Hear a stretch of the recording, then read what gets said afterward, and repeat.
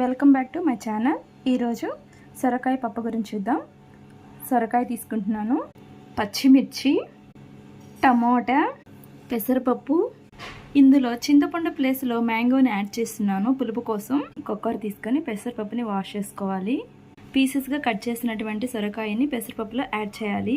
పీసెస్గా కట్ చేసినటువంటి టమోటాలను, పచ్చిమిర్చిని కూడా యాడ్ చేయాలి. మ్యాంగోని కూడా యాడ్ చేయాలి. చిటికెడు పసుపు యాడ్ చేయాలి. ఇందులో కొన్ని వాటర్ యాడ్ చేయాలి. నెక్స్ట్ కుక్కర్ పెట్టి కుక్కర్లో బాయిల్ చేయాలి. పెసరపప్పు కాబట్టి 3 విజిల్స్ సరిపోతుంది.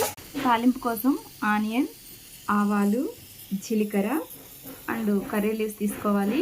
2 స్పూన్ల ఆయిల్ తీసుకొని తాలింపు గింజలన్నీ కూడా హీట్ చేయాలి. ఇవన్నీ ద్వారగా వేగించుకోవాలి. సొరకాయ బాగా బాయిల్ అయింది కదా, టేస్ట్ కోసం సాల్ట్ యాడ్ చేయాలి. సొరకాయ పప్పుని తాలింపు గింజల్లో యాడ్ చేసామంటే రుచికరమైన టేస్టీగా ఉండే సొరకాయ పప్పు రెడీ. ఈ వీడియో కానీ మీకు నచ్చినట్లయితే లైక్ చేయండి, సబ్స్క్రైబ్